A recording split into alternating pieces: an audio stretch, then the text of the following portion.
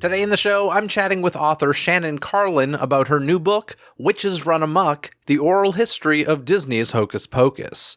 Hear all about the process of writing her first book, the pros and cons of writing an official book for the Walt Disney Company, how it can be difficult getting the facts straight as different folks have different memories of making the movie, and discover what other Disney movie was written with Bette Midler in mind before she turned it down. That and so much more on this Halloween episode of Disney Coast to Coast.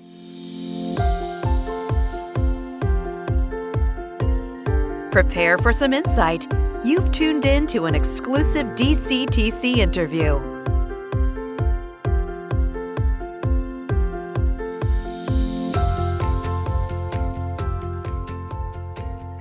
Hello, Shannon, and welcome to Disney Coast to Coast. How you doing today? I'm doing really well. I'm happy to be here. Happy October. Are you enjoying the season? Yeah, I feel like now I have a new, weird appreciation connection to it, to be with the book. And that's very much a spooky season book, spooky season movie. So yeah, I feel like now I'm October. I'm a February born person, but now maybe October is my favorite month. I don't know. Maybe that's happening. Then your life is just course correcting because October should always be your favorite month. And I will tell you, it's going to be like this every year for you because the first Hocus Pocus related thing I worked on was in 2018. And I have done something Hocus Pocus related, professionally every single year since. So whether you like it or not, you're not escaping this. Right now I'm loving it. So maybe check back in 5 to 10 years. But right now I'm everyone invite me to your events. I want to come. I want to talk. Please let me talk about this book. It's great. So the book is Witches Run Amok, Hocus Pocus, The Oral History. First of all, where did the title come from, Witches Run Amok? Sort of the thing about coming up with the title is you come up with a lot of titles, and then you are mainly told that for legal reasons, you cannot use them. So this was a very not late in the game of writing it, but this was not the original pitched title. This was something that came down the line and sort of came from the idea of wanting to get witches in there, wanting to get amok in there, because I feel like that's such an important part. Also, what a fun word. I don't even know how it kind of came to me. It was in the mix of probably 12 other titles I came up with and sent over. And this was the one where people sort of were on the Disney team, the publishing side, were oh, this is good. Let's go with this. So I don't know. It would be interesting to ask them what stuck out to them. But I think I was just coming up with 13, 14 titles and was just throwing them out. So I had no idea what I was doing. I was just sort of we have to find something and here are all my choices. So it's kind of a weird thing to pick a title for a book because you come up with a lot and then you sort of get one and all of a sudden that's it. That's what it is. Do you have a favorite title that was not Oh, I would have to look back because there was some that were you start to come up with silly things that you're they're never going to choose that. I mean, this probably in my mind was one of the ones where I thought, this is a funny title. Let me put it out there. But I can't think of any. That feels like one I'll have to send you later or tell someone later because I don't remember because there were so many that we came up with and they were all kind of sort of playing on the same ideas. I was using quotes. There was some that were very meme heavy, sort of jokey that I was oh, they're never going to pick this. And lo and behold, they did not. But no, I can't think of it. I'm sorry. I can't think of any off the top of my head, but I did come up with a lot of titles, which maybe one day I should tell people because they're probably some of them are probably just awful. So we can have a good laugh about it. Was one of them Virgin Tales? I don't think I ever put virgin in the title because I knew that this was a discussion I had with many people at the publisher about using the word virgin in the book and how much we could use it. So I feel I never, ever came close to putting that in the title because I knew they would be you're not being serious. You're not a serious person. Get out of here. Interesting. We'll get into that more later because there was some stuff in the book that surprised me that got good. We should mention this is an officially licensed Disney book. This is from Hyperion Avenue is the publishing company, which is a division of Disney Publishing? Yeah, they're Disney books, they're Disney Publishing. Yeah, so they're sort of the adult, sort of branch of they do a lot of sports books and pop culture books. And this was sort of their first run at doing a movie oral history that that's a Disney movie. A lot of times those, are not official, which I think fun fact was sort of that the cover we were able to use, it's the first book of a Hocus Pocus book that doesn't use an illustration. It uses a real image, which was like a big deal for everyone. And, at the time, I think I was like, okay, cool. But now seeing it out there, I was like, oh, that is like a really cool thing to have, be the first and to get them to do that is actually really cool. Yeah, especially since a lot of even officially licensed Disney merchandise doesn't have the actresses on it. It's all, animated, illustrated versions of them for the likeness laws. So, that's interesting. I hadn't really thought about that. I'm sure there's probably some different legal situation when it comes to images on books. So, that is interesting. I like that. Yeah. So how did this project come about for you? Did you pitch this, or were they looking to do this book and they sought you out, or how did it come about?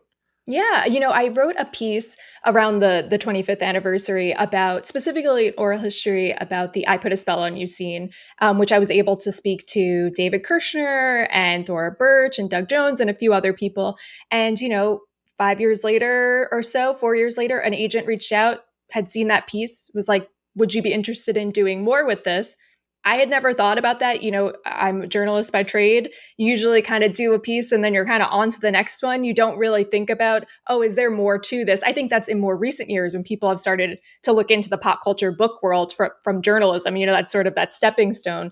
But I never really thought about it. It gave me a chance to sort of look to see what else had been written out there and sort of research it and find that there's a good amount written about the fun facts and all those different things, but there wasn't a ton of like deep dives into it. And also there was a lot of people who just had never really done interviews about the movie. So there was room to sort of expand upon these stories. And from there, we pitched it to Hyperion. It was really a pretty quick process. This was my first time doing this. I'd never done anything like this. I know this was probably an unusual sort of experience. It was COVID. So I think people were looking to sell books, to work on things. I had the time to really focus in on this, but it kind of came together very quickly. That it really was, sort of an interesting experience for me because I really didn't know what I was getting into. And it was kind of, I was off, I was off to the races. Once I made an outline, it was like, here we go.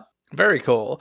So, there are some pros and cons when it comes to working with the company that made the film, right? Of course, the cons are perhaps that you have to follow their rules, but the pros are you're working with the company that made the movie, so you might have more access and stuff like that. So how much control did Disney have over this project, and or how helpful were they as far as like arranging interviews and such? Yeah, a lot of my work was done with the publishing side. It really wasn't until I was done with the book when the studio really came in and obviously wanted to look over that. It's something we agreed to, which was, and in my mind, it was mostly to look through and say, is there any gaps here? Because I obviously wanted to make sure that we had a lot of different angles and a lot of different views on what had happened. So I feel like, it was nice to have someone look over it, maybe who knows some things about the archives and some background in the studio process.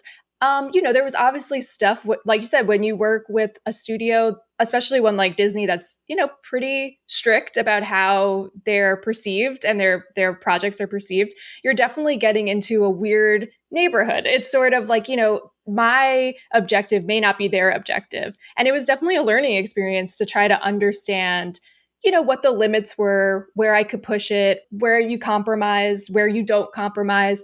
And this was kind of their first time doing this, the studio as well, doing an oral history about their own book in this way, in a more journalistic way. That maybe wasn't more of a fan. This is for fans. I hope it's a love letter to fans, but I wanted it to really be a piece of journalism.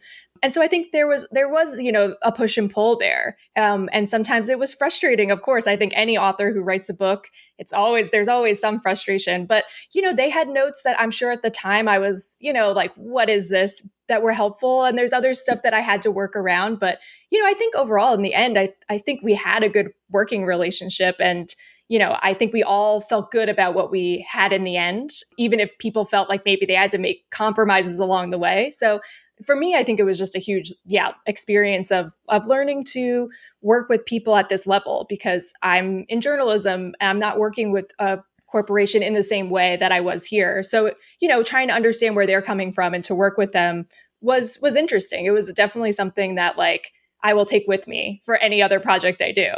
Very cool. Now, did they help arrange any of the interviews for you? I didn't really need their help in the end. That was always like an option out there, but I always liked the idea that I would go for the interviews, try to get people, because I didn't want it to feel forced. I didn't want it to feel like, Mickey's coming down to tell them they need to speak to me about this movie. I wanted it to feel like it was a choice to them. It wasn't forced. So, in the end, they didn't really need to help me. A lot of it was connections that, my background is journalism, so I'm very used to reaching out to people and getting interviews. So, I felt very comfortable in that space. So I don't think they needed to help me in the ways that maybe if someone didn't come from that background would need. But there were, people helped me along the way for sure. I mean, David Kirshner was so helpful and just, giving people the background on me to say, hey, I've done this. You should definitely talk to her.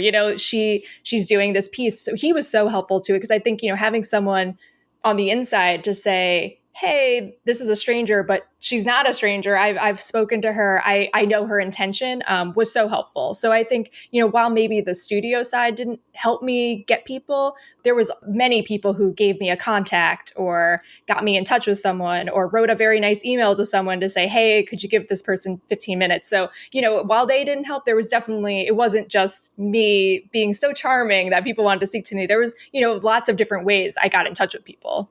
And we should mention David Kirshner is the creator and producer of Hocus Pocus. Yes. Now, did you record these interviews like we're doing right now, or was this mostly through kind of email questions or both? It was a little bit of everything, but it was mostly Zoom or on the phone. A lot was Zoom, a lot was, video calls. Unfortunately, not a lot in person just because of the time it was being made. It was COVID. It wasn't quite safe to be telling people, hey, get into a room with me and talk for 2 hours, or I'm going to travel to you. So a lot of it was Zoom and phone calls. There was some that I would get a follow-up question I would send out via email, but a lot of it, I wanted to make sure we were speaking. I could hear their voice, I could see them, I could see their reaction, because I think it would help me also when I'm going through the transcriptions to sort of remember how they looked or how they said it, so that when I'm trying to pull things, I would have a better sense of, context of what they were saying. So I tried to make sure it was always at least one interview I did with someone, because I did many interviews with the same people. You do follow-ups afterwards. Just always wanting to make sure at least we had like sort of one face-to-face or one sort of moment that at least also so they could see me and sort of know who I was. Because I think, I'm asking personal questions. I'm asking things about a time that, now it's such a phenomenon in the movie, but it didn't do well in the beginning. And some of those are not the best memories to have to go back to. So, I always wanted to make it feel personal, that it wasn't just, a voice on the other end or someone typing. It was me. I was a person. So I must assume that you recorded these interviews that you did. So you have a nice little collection of interviews that honestly could be turned into a podcast, probably.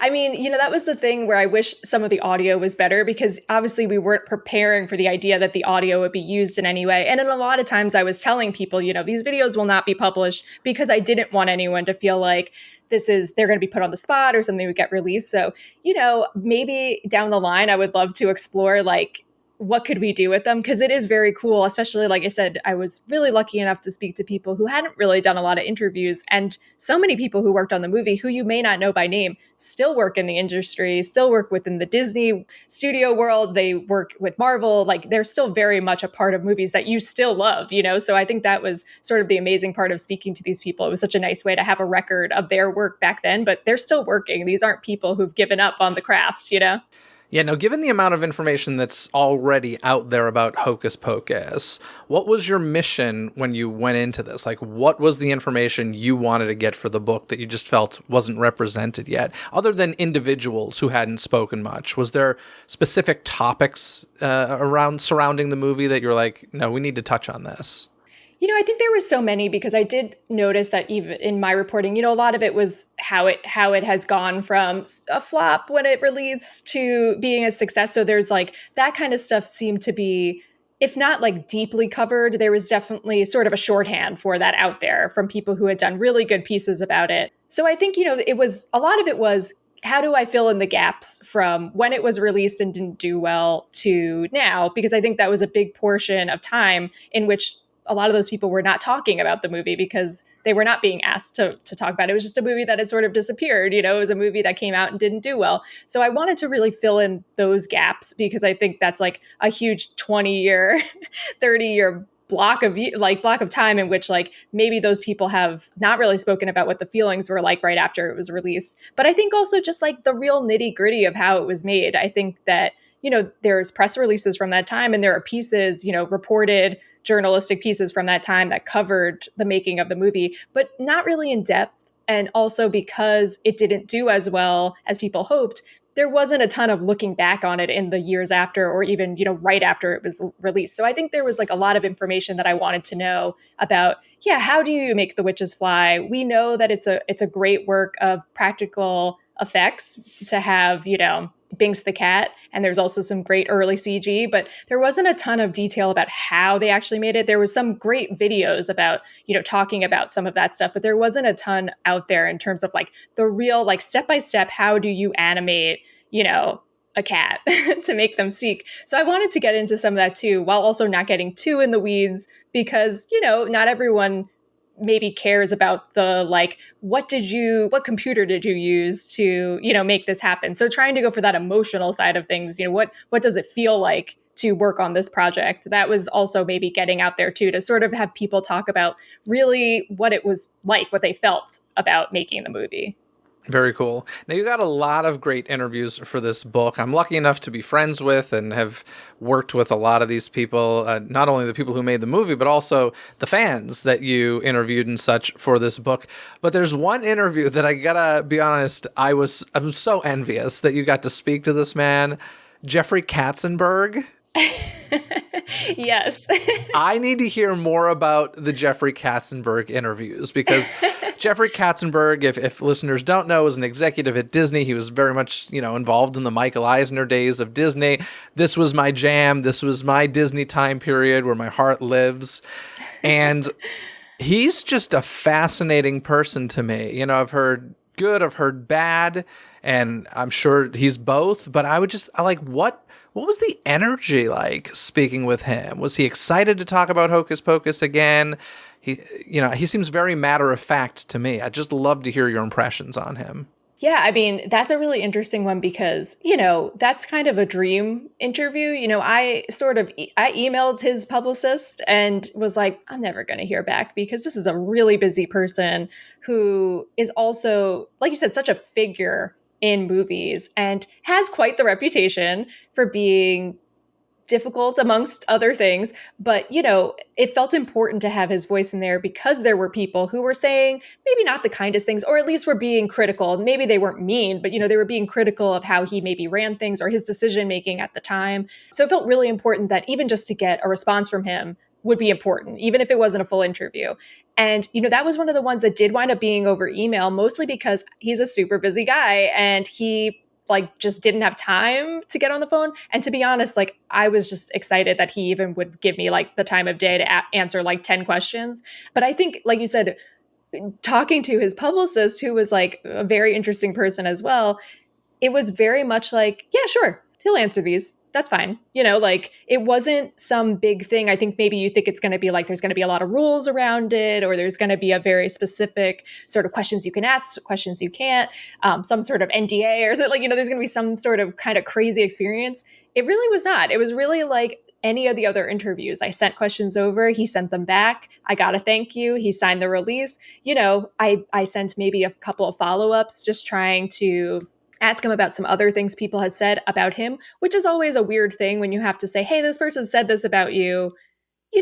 Is this true? What do you think? But very gracious and would answer, would talk about it. So, I mean, it was a really interesting experience because it sort of feels like in some ways he was sort of the Wizard of Oz or something. I didn't get on the phone with him. I got this email with these answers. So there's sort of this still sort of otherworldliness about him. But I think that was definitely one where I was just like, oh, that's really cool that he'll be in here. Not a quote that he's already said, but this is something he's telling me, which was really cool and was obviously the point, in all of my work, that I wanted to try to get as many people to speak to me and give me an official quote that was for me. It was my quote. It wasn't previously published. And there's previously published quotes in there because I'm sure anyone who's read other oral histories or books like this, you just don't always get everyone, and you have to sort of make do. And I think for the author, it's tough because you want to get everyone, but that's not always the way it goes. But I think when you get someone, like you said, like Jeffrey Katzenberg or some other people I could clearly list off, you're sort of like, okay, that's cool. That's a cool one. That is a cool one. And, somebody I know who worked with him had this to say about him. And honestly, I'll never forget this. And I actually really appreciate this about him. They said, Jeffrey would never stab me in the back. He always stabbed me in the front. I may know the person who you spoke to. I'm sure you know. But yeah, I mean, it's a funny quote. There's something wonderful about that, right? Because this industry is full of people who will stab you in the back. And so when somebody can be disagreeable with you or something, but do it to your face, it's a good quality to have. So yeah. And I think that was something I noticed when people spoke about him, that even if they were like critical of things he had done or didn't agree with him, there was also a lot of people who were like, he was good at his job. He was really good at his job. And if, in some ways he had to do that because that's just the role he had to play. So I think that was what I also like too, that I'm like, you could read it and you could pick out the sort of negative quotes about someone. But I think there was always people willing to be like, hey, we had differences, but like, I respected them. And I think that was something I found really interesting. Yeah, for sure. Now, as you mentioned, some of the quotes and such are from previous interviews, which you notated by putting a year next to them in the book. And, all three of the Sanderson sisters, it was all quotes from the past that were used. So I'm going to ask you this question twice because I have a feeling I know what the first answer will be. But is there anyone that you really wish you could have spoken with, or at least, sent email questions to? I'll ask you once first, and then I'll say the second time it can't be one of the Sanderson sisters. So go right ahead. Of course, there is always people you can't get. And sometimes it's because, unfortunately, they're no longer with us. Or, I will say no one outright refused to speak to me. There was no one who was like against the project or anything. It was nothing dramatic like that.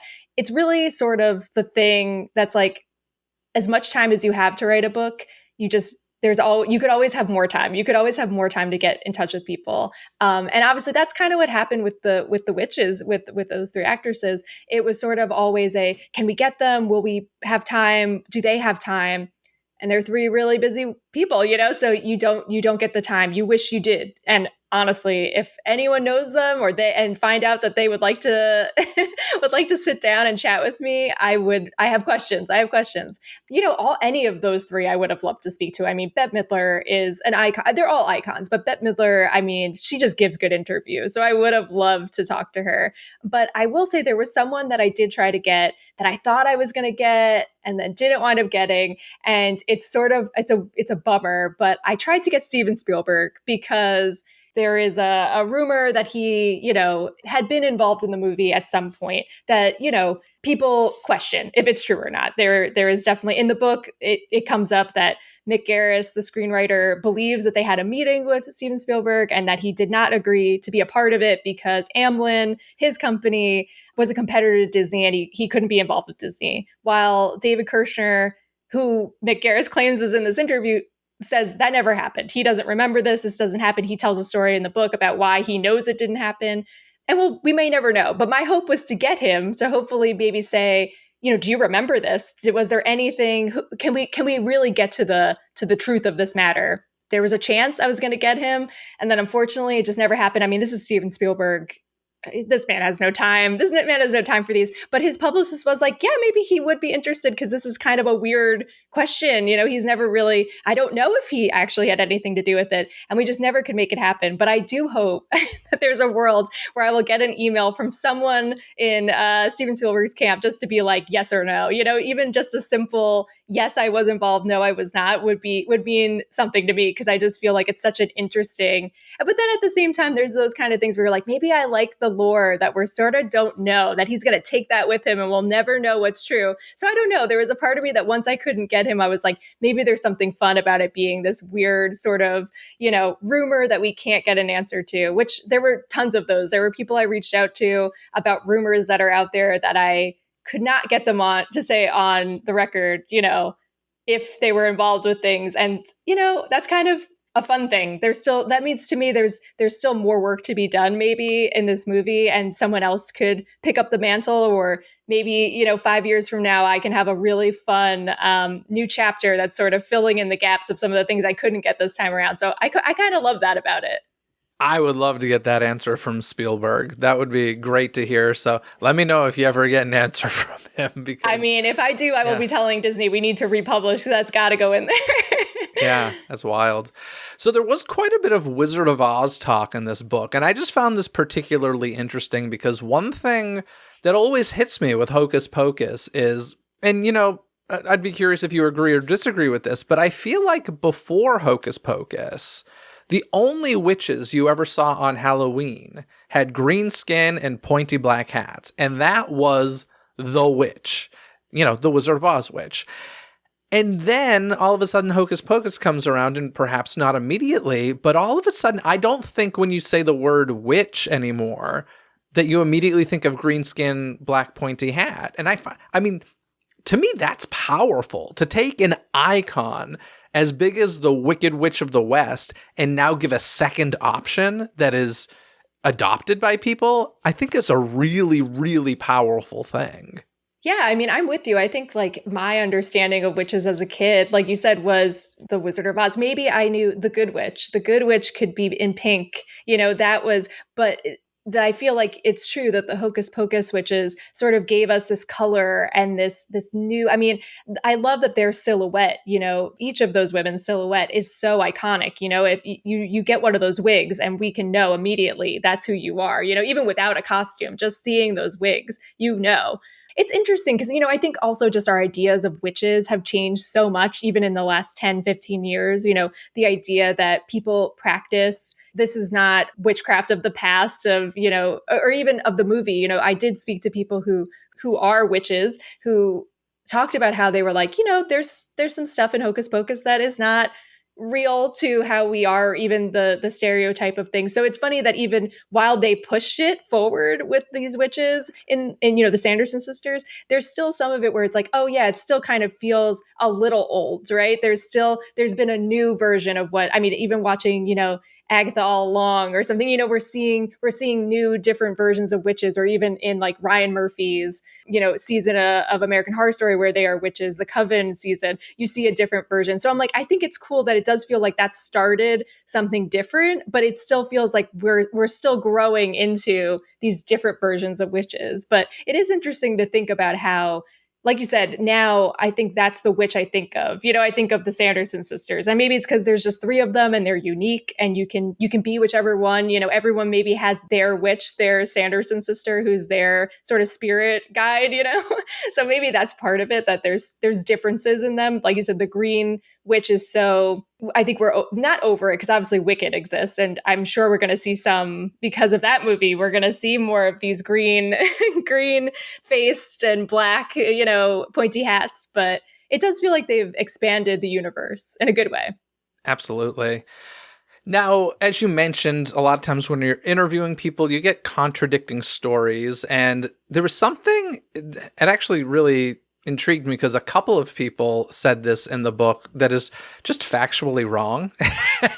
and it's a small little thing, but I'm curious like how you deal with this as the author. But a couple of people mentioned in the opening shot, they said the witches flying in the silhouettes, and you see that.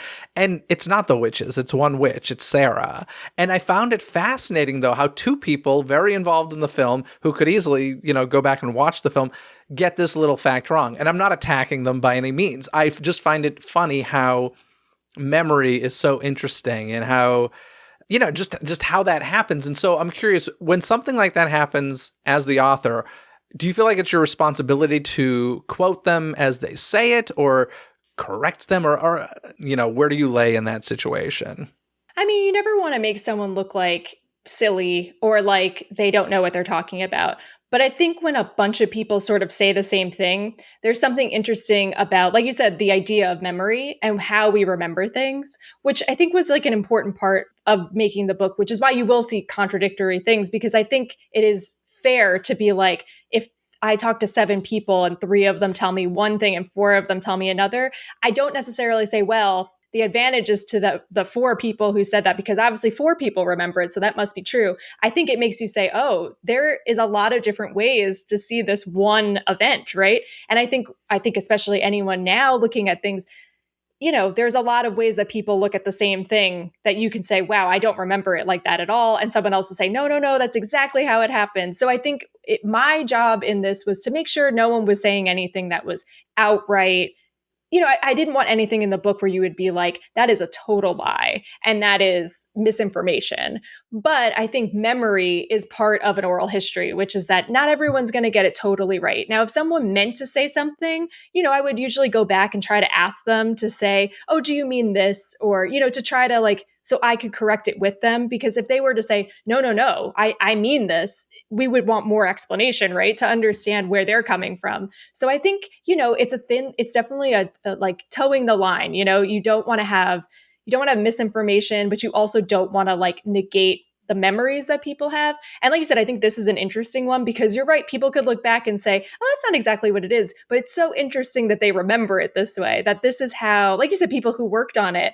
And I think sometimes a lot of the people I spoke to would be like, while we might all watch the movie over and over, they've maybe seen it once or twice, which was one of my favorite things, because I was sometimes like, how do you not see it? Because it's everywhere. And they were just sort of like, yeah, I've never sat down. Maybe this year I will, because now I'm talking about it. Or some people would say, I just watched it for the first time because I was going to talk to you and I wanted to go back. So I think that's also an interesting part of these oral histories. You have to remember how long ago this happened. And again, memory is not, flawless. So I think, like you said, it's a tough thing because you just don't want to have stuff in there where people say that's a blatant lie. But at the same time, some of these stories are hard to fact check without having other people confirm them, which I will say, stories that are in there, if it was anything that I had not read about or could not, do the legwork myself, it was about getting a few people to say, I do remember that, whether they said it on record or not, or whether they wanted to be quoted saying it, I would try to get some corroboration around it because I do think that's fair. If you can get a few people to say, oh, I do remember that, it feels like there's a little more legitimacy to it. That was a fantastic answer. So obviously there are various opinions as we've discussed, and I'm just kind of curious, in the book you talk about the moments that kind of made this movie a hit, because as we all know, it was not a hit. It became a hit. People have different opinions on what really did that. I'm just curious what your opinion is through all the research, through all the conversations. If you had to pick a moment in history, what moment do you think it was that really started the trajectory of this movie being a hit?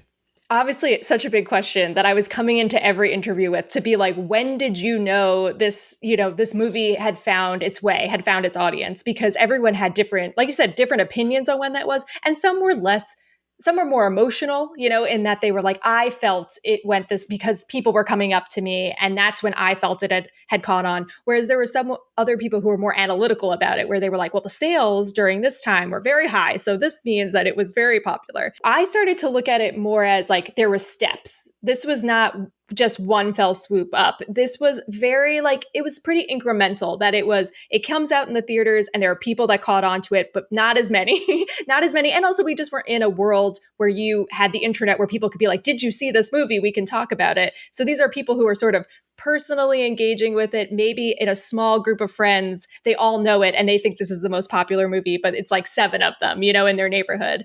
Then I think it goes to, VHS, and it starts to pick up because that's how I found it. It was VHS. But I think that was a lot of people, especially those who were born in the 90s, that it was VHS. You went to your local video store. Mine was Blockbuster. Hollywood Video was another one in my neighborhood.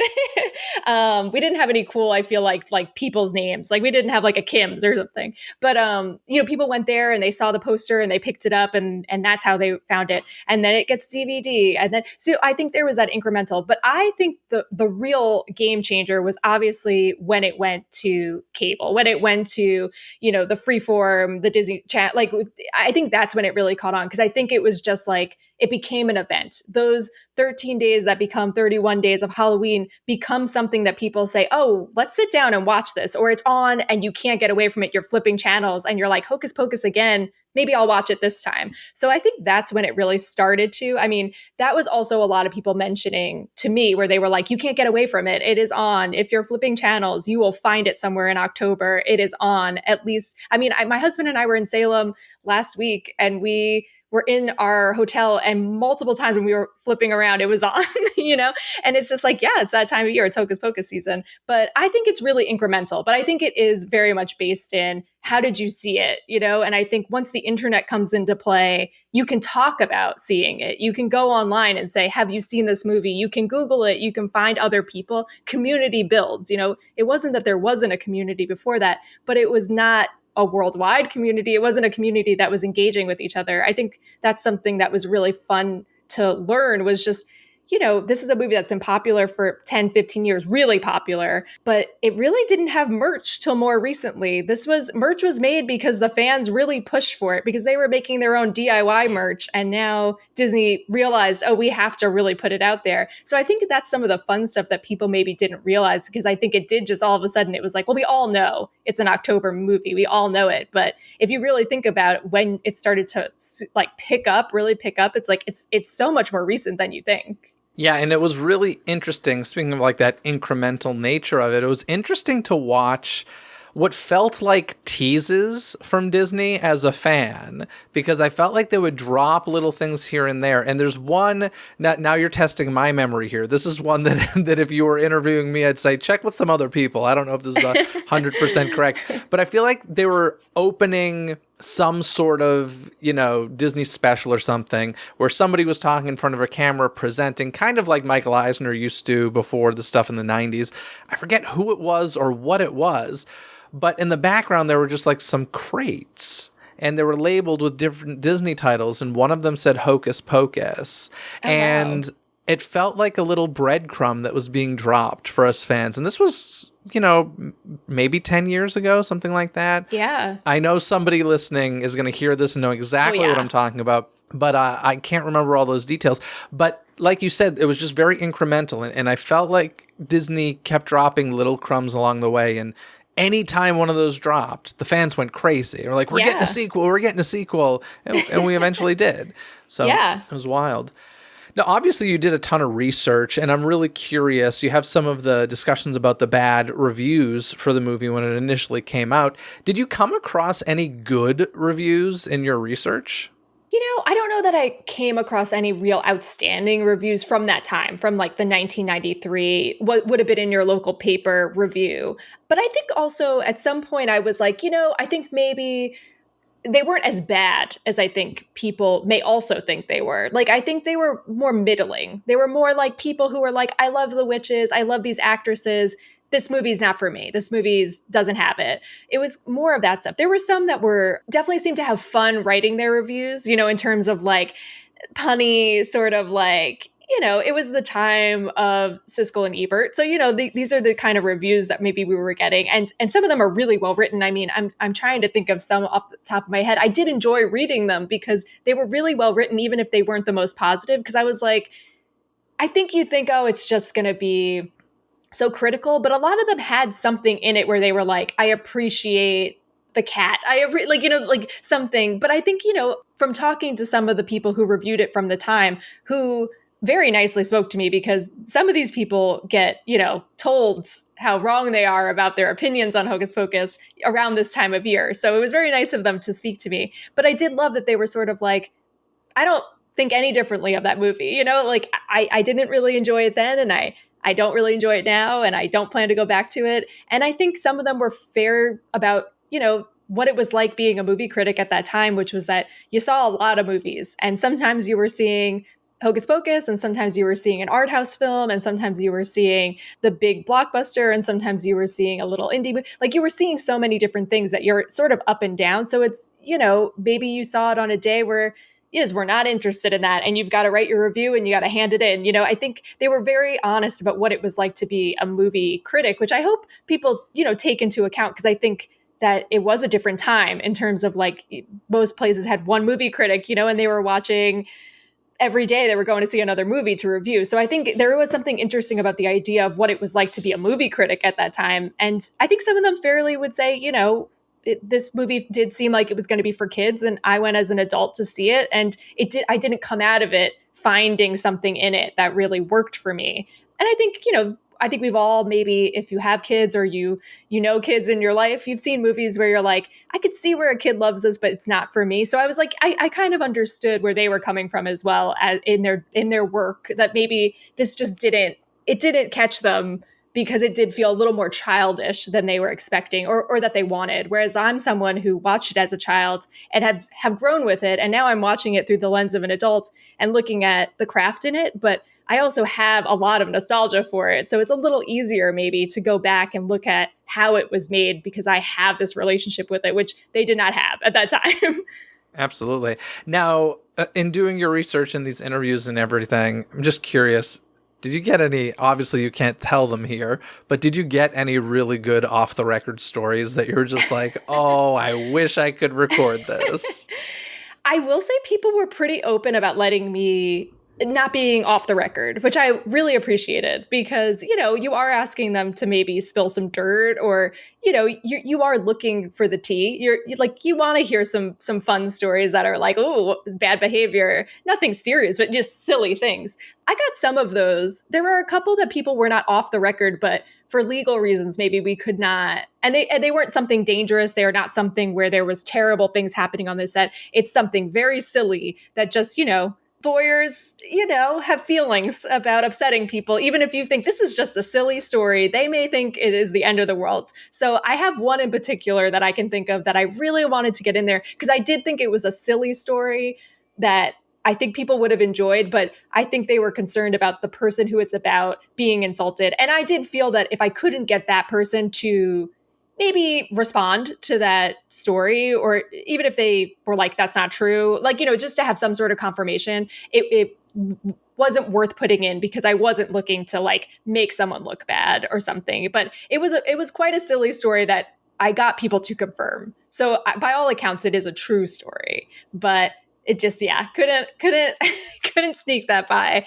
But there was little things where someone would bring up something and you'd say, oh, okay. And then someone would say, oh, we can't put that in. But there wasn't a ton of those, to be honest. I mean, this was a set that I think like a lot of things went well. It wasn't something where there was a ton of problems. Even, I mean, the worst thing that happens was it didn't get received in the way they wanted. I think that's sort of the interesting part of it, is that everyone who was making it thought, we got a hit here. Like, this is a great, they had the same things that other people do. People were tired. It's not easy flying. It's not easy, working with cats. It's not easy working with kids, but there wasn't really a lot of big problems. So I think, the worst thing that happened was that it just wasn't received in the way everyone thought. These kids who were in the movie thought this was their big break. I mean, that's maybe the saddest thing that happens, is that they didn't get that, they didn't get the big, they're getting it now. So that's great. And I think they really do appreciate it. I think anyone who's been to any of the events where they are, these are people that truly appreciate the way this movie has caught on. But, I think that's probably the saddest story I heard, was always talking to people about what it was like when it came out, and sort of that heartbreak of it, That is the one thing with everybody I've spoken to who worked on this film that, and this comes across in your book as well, is they all really loved the experience. They all really loved the movie. Like, many people do not want to keep talking about a movie from 30 years ago. And everybody I've talked to seems genuinely interested in talking about it. And that's pretty great. And maybe that's partially because it was such a flop, right? Like, they never thought they'd have a chance to talk about it again. But it does seem very genuine anytime I talk to someone. I would totally agree. I mean, I think, as I sort of said, like, I didn't have people who were turning me down. I didn't have people who were like, please don't ask me about this. I didn't have anyone refuse anything. And I think it was, like you said, that a lot of people didn't get a chance to talk about this. It's what a great, moment that they can come out and say, tell us some of these stories that they thought they would never really tell. I mean, I think the funniest part was I would speak to someone and they'd say, I don't know how helpful I'm going to be. This was 30 years ago. I don't know what I'm going to remember. And then I would ask them something and say, someone told me this. And they'd be like, oh my gosh, I can't believe that. Now I remember they'd go through all the details of it and they'd be like, I can't believe I remember that, So it was fun to sort of like maybe dig into like the deep, deep memories they had and like sort of like pick them out, because it felt like there were things that they were like, oh, I forgot about that. But now that they say that, I do remember that happening. So I think you're right. It's like when something this could have just been a flop. This could have just been a sad story, but it's such a triumphant one that who wouldn't want to talk about it now? Yeah, now earlier you mentioned how they were a little sensitive about using the word virgin in the book and all that. And that shocked me when you said that, only because, Thora in particular is pretty unfiltered with the cursing and such, and that's all in the book.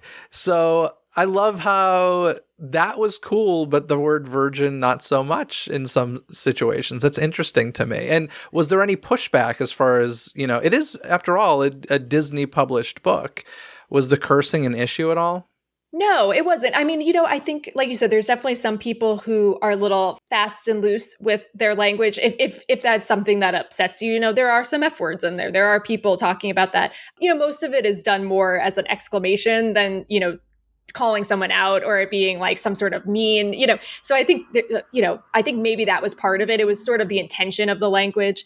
We tried our best not to censor anyone in terms of like, if they said something. And so language was permitted. And also, I think it's tough because this is a book for adults about a movie that they probably saw when they were kids. So I can understand that, I've sort of had some people either way say, oh, should my tween read this? Should my teen read this? And I do sometimes say, there is some language in there. I don't know. There's not really a ton that's in there that I think is like, would get an R rating or something, but there's language. So if that does upset someone, I would say maybe you'd want to look over it first before you give it to a younger person.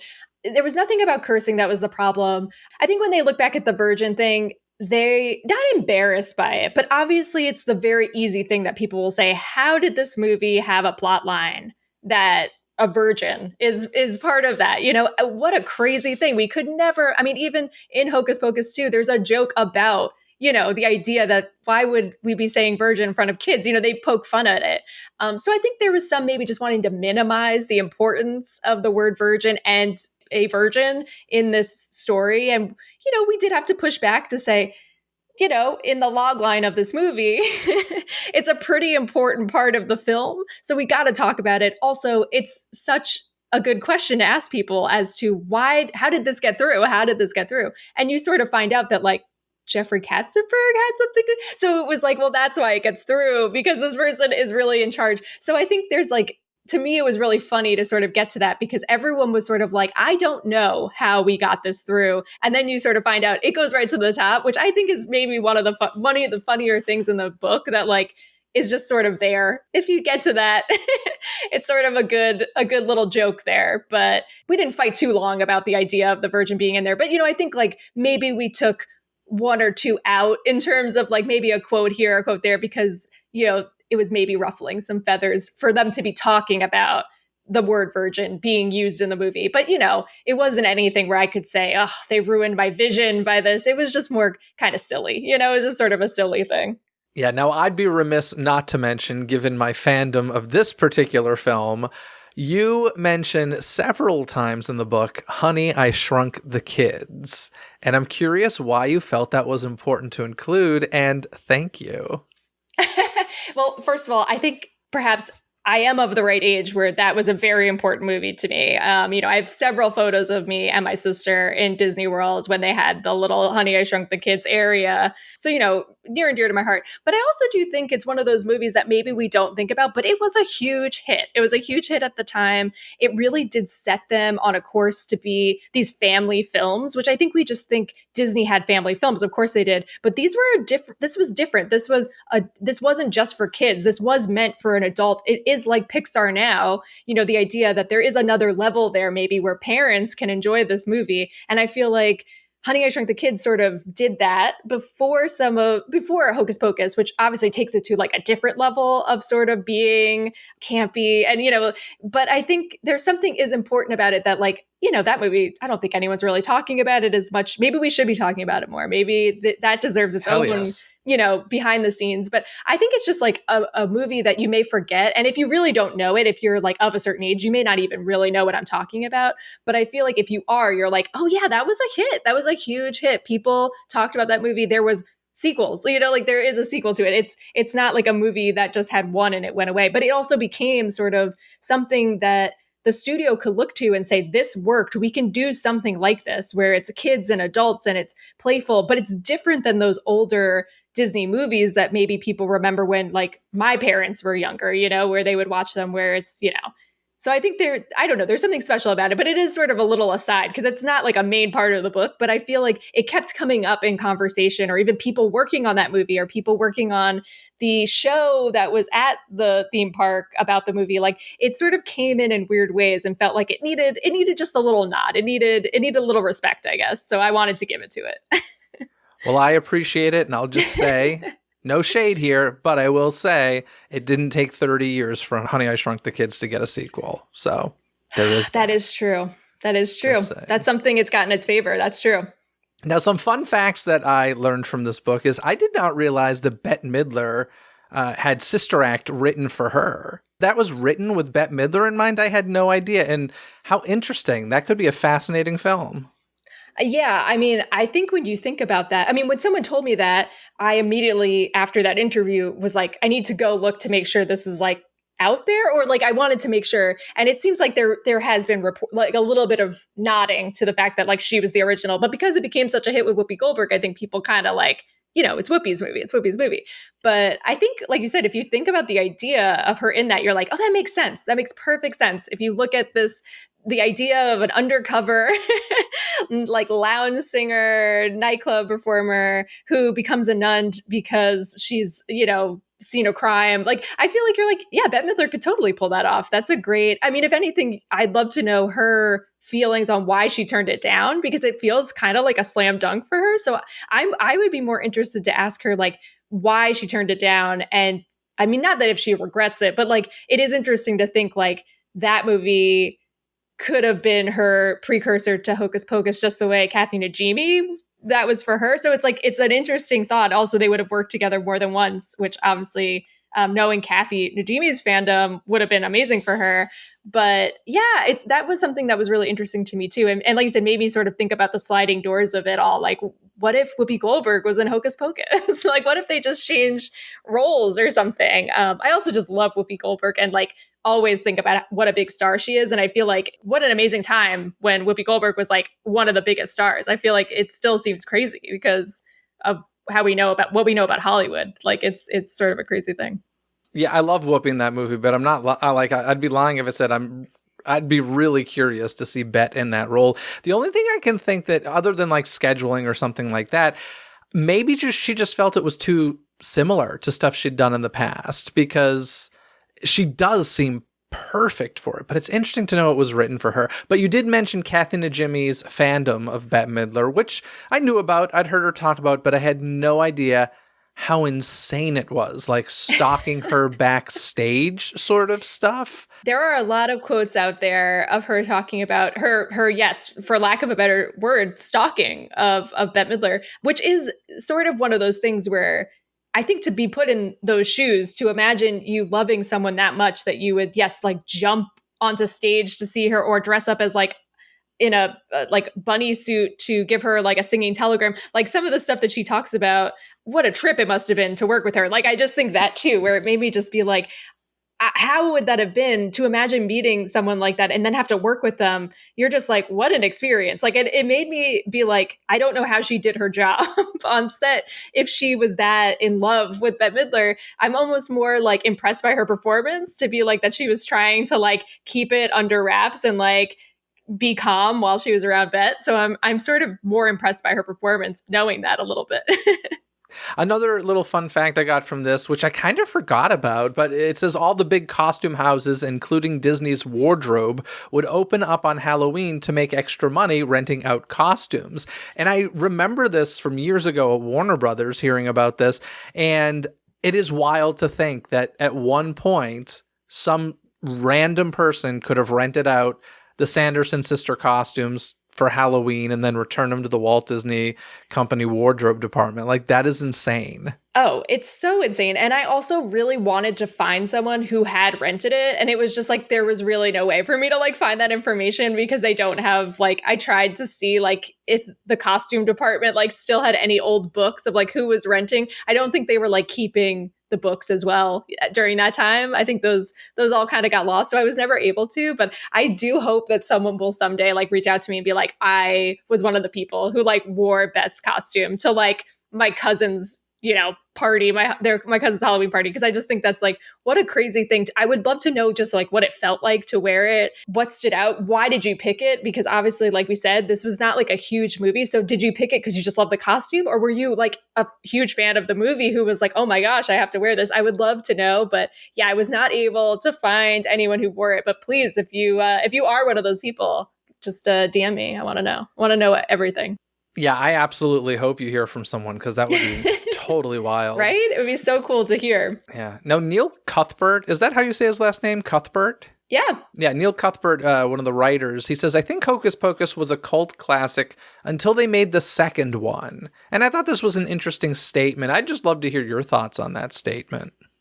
I understood where he was coming from. And I think, I tried to talk to, there are some like cult historians, professors who are writing about cult film to try to understand. Because I think like this was a question that I was asking a lot of people. Do you think it's a cult film? Because it's really like a divisive question in some ways, because I think some people are like, well, of course it is. And then others who are like, of course it's not, because it's such a huge hit now.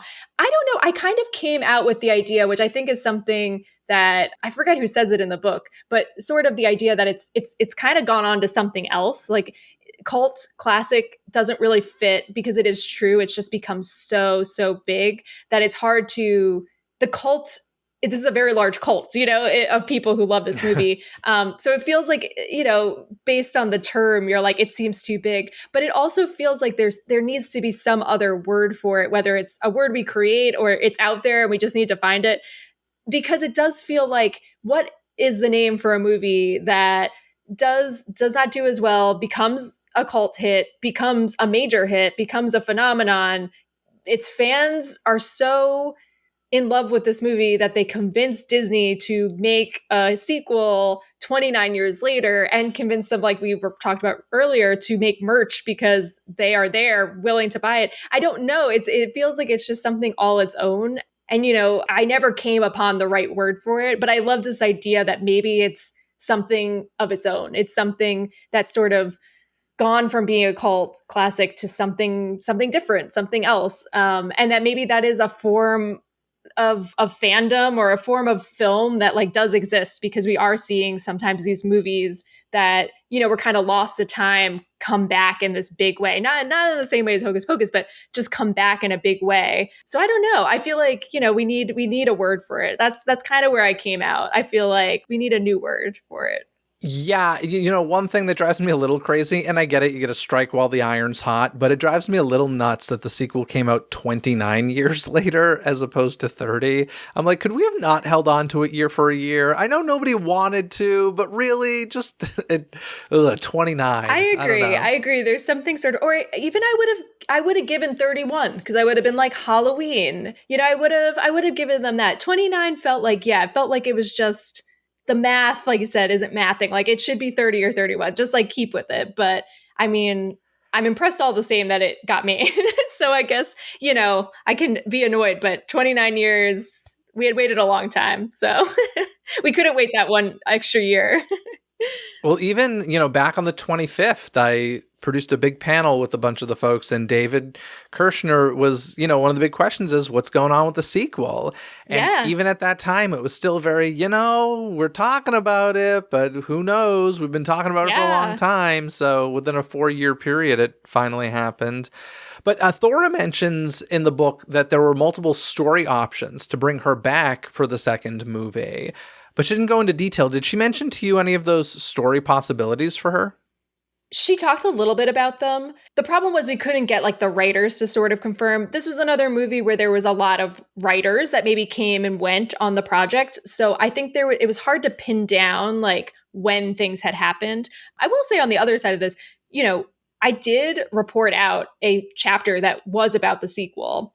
It wound up not really fitting into the book, mostly because there is so much to talk about with that movie and sort of how we got to it, that it was a very long chapter, and it just sort of felt like it didn't fit quite right in this book. I hope at some point that reporting will come out, because there was some really fascinating stories about sort of the road to getting that movie made, and different stories and different ways that they thought about rebooting it. And obviously there was rumors, that they weren't going to have the witches in it, or they were going to recast them. There were so many things. So, there was stuff in there that just like didn't wind up fitting in this book. But I do hope that someone, if not myself, does write about it, because there is a really fascinating story. I think there is room for like reporting there, because I think it did take, because of how long it took, but also knowing that, there were people who were trying to get that movie made for a much longer time. There's a lot of years in which, like you said, people were sort of like, I don't know what's going on, but we're also working on trying to get stuff made. So I think there's some really interesting information that I would love for people to read about, because I think it's like kind of a funny story about how you get a sequel made, this late after the original. Another thing that was mentioned is the idea of an animated sequel. I'm not going to lie, I hate this idea. I hope this never happens. Just curious what your thoughts are. I feel like if we're going to do another movie, I would prefer going live action. I'm with you. I prefer the live action route. And I'd love to see the young Sandersons. Like, if we're going to go a little outside the box, I'd rather do like a young Sandersons, like, movie or series, because I feel like those girls were really entertaining. And I also just think like there's some room to like add some new things in, and like maybe build a world for a new generation of Hocus Pocus fans. But I'm with you. I feel like, to me, it's a live action project. So the animated aspect of, even because it's like, even in the original, like, it's practical effects. It's not like an animated cat or animate, like, it's like everything's done so practically that I'm just like, oh, that feels like a different world. But I understand how you're like, oh, you can do a lot with animation. You can make this. I'm also a huge Beetlejuice fan, and I did love the Beetlejuice animated series, while has really, is nothing to do with the original movie, but I loved it. So I'm like, I can see a world where kids would enjoy that. So I wouldn't want to keep them from that, but I'm with you. I prefer the live action. Let's keep live action. I have a question that I want you to answer super honestly, and nobody's going to judge you for this, okay? Oh, I'm very scared. Obviously, you've done a ton of research. You've watched the movie many times. When do you think you'll watch the movie again? Have you had enough for a while? I have not watched it fully this like Halloween season, mostly because I feel like I've been talking about the book and talking about the movie, that like I feel like I'm living in it in a good way. But you're probably right that I felt like I needed just like a little bit more, because I think I was watching it so many times in such a specific way, because I wasn't watching it like a fan. I was watching it like a journalist. I was watching it looking for little things, and if someone told me something, trying to fact check things. And I feel like I need to like turn that off in my brain before I go back to it, because I don't want it to become a movie where like if you sit down and watch it with me, I'm going to be like, let me tell you some fun facts about that. Like, I don't want to be annoying. So I think I need to like just get out of that, and then I can watch it as like a person who just watches movies as a normal human, and not like someone who is like doing research at all times. But I did enjoy watching it many times. I thought I would get sick of it because I was watching it so closely, but honestly, it kind of made me love it more, because I was picking up new things, and I was like, when someone would tell me a story, I would go in to sort of like see it, or if they were talking about a scene, I would go and watch the scene, and it made me sort of just like love it more, or have even more like respect. So I don't know. I will go back to it, but yes, I will admit I have not watched it yet this Halloween season, but I think I will. I completely understand where you're coming from, especially this past year, the I Put a Spell on You scene, I have seen so many times, over and over again. That was definitely the scene I kept going back to, just because it's so good, and I love that song, and I feel like, yeah, that was like such a specific scene that people were speaking about, that I feel like, yeah, that was one that I was just like, but it's such a good scene to watch, so it is true. It's like, yeah, you could watch that a million times. It's so good. But it's a lot after a while. I feel like I've seen the movie a lot. So funny. Anyway, I love the fact that David Kirshner, the creator-producer of Hocus Pocus, gets the last line in the book. I would say rightfully so. I think that's a beautiful way to tie the knot there. And also, I just love that you interviewed his lovely wife, Liz. I adore Liz. And she's great. She is just so supportive of David and his career, and she's her own fabulous person. But it was wonderful to see the stories from her as well, and even David's children and stuff. So I would say also, they kind of came in because I asked David a question. I just said to him, what do your daughters think about the movie? What is it like for them? And he sort of paused and just said, I don't know. I don't know what they think about it or how they feel about their connection. He was like, do you want to talk to them? And I was like, oh, yeah, I would love to. And was sort of like, is that okay? Because I didn't want to put someone, David is a public figure. His children and his wife are not in the same way, so you don't want to put someone on the spot. And they were so kind to speak with me and really like answer my questions and very supportive as well. And I feel like it was such a nice little button on it because this book starts with the idea of him coming up with this story for his kids that becomes this movie. It felt so nice to have them in it because I feel like they are a part of this movie. They are a part of this making of, even if we didn't know it at the time. So I'm so excited that they gave me the time and they were so kind to give me their time because there was no reason that they didn't have to speak to me at all. They were not, in any way obligated and did so out of like the goodness of their hearts, honestly. So it was very nice to have them in it. Very nice. Well, I'll leave you with this. If you could write an oral history of another Disney movie, anyone you choose, which would you choose? Say Honey, I Shrunk the Kids. No, say whatever you want. I know. Now I am like, oh my gosh. Well, the thing about Disney that's so great is that they now own the Fox catalog. And so like 20th Century Fox movies, which were some of the movies I definitely grew up with as well, are all in their wheelhouse. And I am trying to maybe do another or pitch another thing related to this. So I don't want to talk about it. Okay, well, let's say one beyond that one.